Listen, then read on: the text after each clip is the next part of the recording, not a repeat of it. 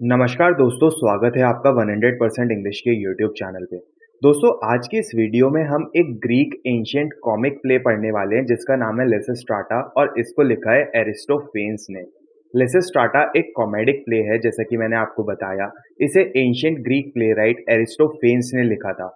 ये उनके सबसे फेमस कामों में से एक है और अपने हमेशा रेलेवेंट रहने वाले एंटी वॉर मैसेज और औरतों की शक्ति यानी कि फीमेल एजेंसी की क्रांतिकारी प्रदर्शन के लिए जाना जाता है। एरिस्टोफेन्स क्लासिकल एथेंस के ओल्ड कॉमेडी प्ले के सबसे मशहूर राइटर हैं। उनके लिखे हुए 40 प्लेज में से 11 लगभग पूरी तरह से आज भी मौजूद है। ये प्ले एंशिएंट एथेंस की लाइफ के बारे में जानकारी का एक खजाना है जो पॉलिटिकल सटायर, सोशल कमेंट्री और ढेर सारे स्लैपस्टिक्स और सेक्सुअल ह्यूमर से भरे हुए हैं। उन्हें अक्सर फादर ऑफ कॉमेडी के नाम से भी जाना जाता है। एरिस्टोफेन्स अपने समय के लोगों के शार्प क्रिटिक थे। उन्होंने नेताओं, फिलोसफर्स और अपने दूसरे को प्ले राइटर्स का भी जमकर मजाक उड़ाया था अपने प्लेज में। उनके प्लेस एथेंस के बड़े ड्रामेटिक फेस्टिवल्स में परफॉर्म किए जाते थे जहां वो प्राइज के लिए कॉम्पीट करते थे। एरिस्टोफेन्स ने एथेनियन हिस्ट्री के एक बहुत उथल पुथल भरे दौर में अपने प्लेस को लिखा था, खासकर फिलोपोनेशियन वॉर में 431 से 404 बीसीई तक जो चली थी, जो एथेंस और स्पार्टा के बीच हुई थी।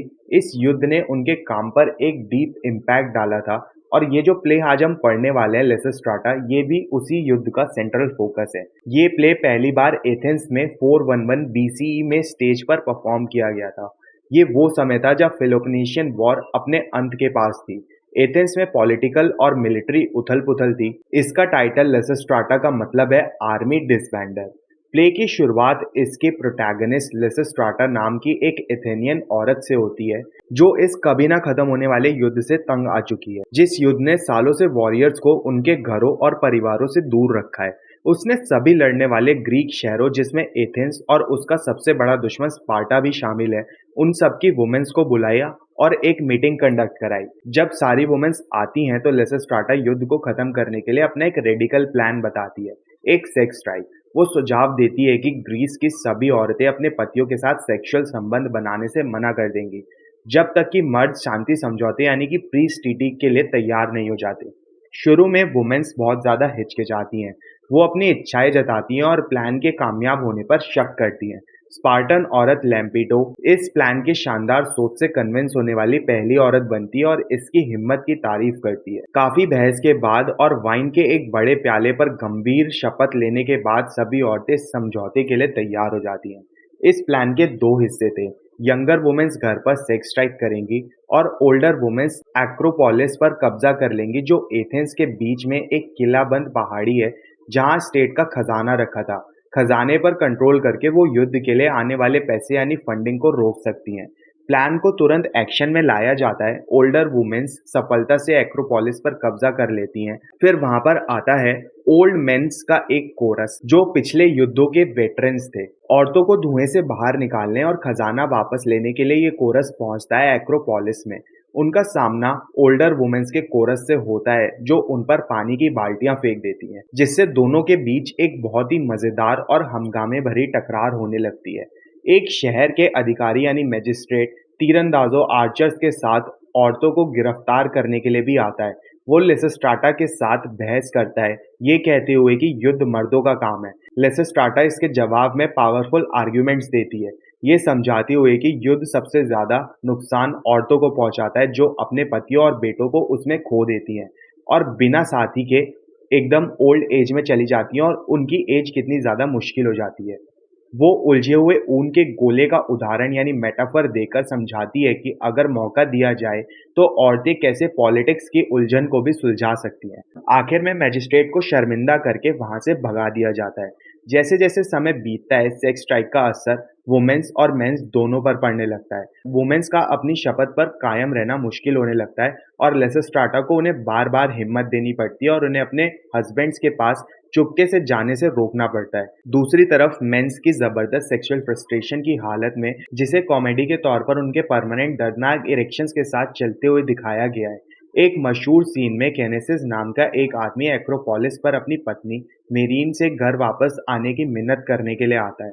मेरीन लिसिस्ट्राटा के निर्देशों का पालन करते हुए बड़ी चालाकी से अपने पति को तरसाती है और चिढ़ाती है, और एंड में उसके साथ भी नहीं जाती। निराशा हर तरफ फैल जाती है। फिर एक स्पार्टन हेरल्ड एथेंस पहुंचता है, जो साफ तौर पर स्ट्राइक के असर से पीड़ित दिख रहा होता है, और वो पीस टॉक्स का प्रस्ताव रखता है। एथेनियंस, जो खुद भी इसी हालत में हैं, वो तुरंत मान जाते हैं। लिसिस्ट्राटा मीडिएटर का काम करती है। वो रिकंसाइलेशन के रूप में लिए एक खूबसूरत नेकेड औरत को लेकर जाती है। इस नेकेड औरत को ग्रीक के नक्शे की तरह इस्तेमाल करते हुए वो उन इलाकों की तरफ इशारा करती है जो दोनों पक्ष चाहते हैं, और मर्दों को आपस में लड़ने से डांटती है कि जबकि उन्हें आम विदेशी खतरों के खिलाफ एकजुट होना चाहिए। खूबसूरत मैप से भटकते हुए, मैप यहाँ पर एक टाइप का मेटाफर है, सेक्स स्ट्राइक से थके हुए एथेनियन और स्पार्टन मेंस जल्दी से अपने मतभेदों से सुलह कर लेते हैं और शांति समझौते पर साइन कर देते हैं।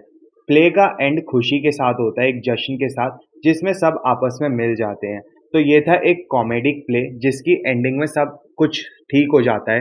ठीक है, कॉमेडिक में ऐसे ही होता है, ट्रेजेडी होती तो सब मर जाते। तो चलो अब एग्जाम्स के लिए इस प्ले में हम कुछ इंपॉर्टेंट पॉइंट समझ लेते हैं सिंपल लैंग्वेज में।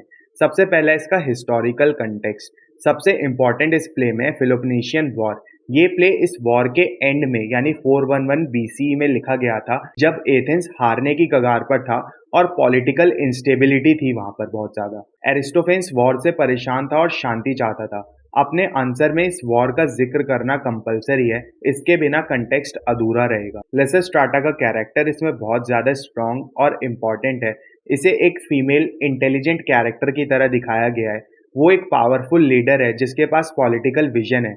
ये उस जमाने के लिए बहुत बड़ी बात थी, जहां वुमेन को पब्लिक लाइफ से दूर रखा जाता था और घर तक ही सीमित रखा जाता था। इस पोयम के कुछ मेजर थीम्स देख लेते हैं। सबसे पहले इसमें एंटी वॉर मैसेज दिया गया है। प्ले का सेंट्रल मैसेज है make love not war. Aristophanes comedy और सटायर के थ्रू वॉर की बेवकूफ़ी और उसके डिस्ट्रक्टिव नेचर को क्रिटिसाइज करता है। सेकेंड थीम इसमें फेमिनिन पावर का दिखाया गया है।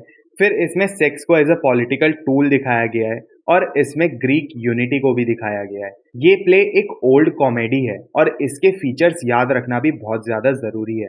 सबसे पहला पॉलिटिकल सटायर, रियल पॉलिटिशियंस और करंट इवेंट का मजाक उड़ाना। बॉडी ह्यूमर, इस प्ले में बहुत सारे सेक्सुअल जोक्स और सिचुएशंस हैं, जैसे मर्दों का इरेक्शन के साथ घूमना। इसे हमें नज़रअंदाज नहीं करना है, ये इस कॉमेडी का इम्पॉर्टेंट पार्ट है। स्लैपस्टिक कॉमेडी, इस प्ले में हमको फिजिकल कॉमेडी भी देखने को मिलती है, जैसे वुमेन्स का ओल्ड मेन्स के कोरस के ऊपर पानी फेंकना। कोरस, ओल्ड मैन के कोरस और ओल्ड वुमेन के कोरस का आपस में लड़ना, जो सोसाइटी के जेंडर कन्फ्लिक्ट को रिप्रेजेंट करता है। जब भी आंसर लिखो, इन पॉइंट्स को प्ले के एग्जाम्पल के साथ सपोर्ट करो, जैसे मेरीन और केनेसिस वाला सीन सेक्स स्ट्राइक के इफेक्ट को दिखाने के लिए बेस्ट एग्जाम्पल है। तो ये था हमारा लिसिस्ट्राटा, जिसको कि लिखा है एरिस्टोफेन्स ने, उसका पूरा एनालिसिस। उम्मीद है आपको एग्जाम के लिए भी अच्छे खासे पॉइंटर्स मिल गए होंगे। अगर वीडियो आपको पसंद आया हो तो इसको लाइक और शेयर जरूर करें। 100% इंग्लिश चैनल को सब्सक्राइब कर ले, क्योंकि यहाँ पर आपको मिल जाएगा अपने लिटरेचर से जुड़े हर एक प्रॉब्लम का फुल प्रूफ सोल्यूशन। मिलते हैं फिर अपने नेक्स्ट वीडियो में। तब तक के लिए happy studying and best of luck for your upcoming examinations.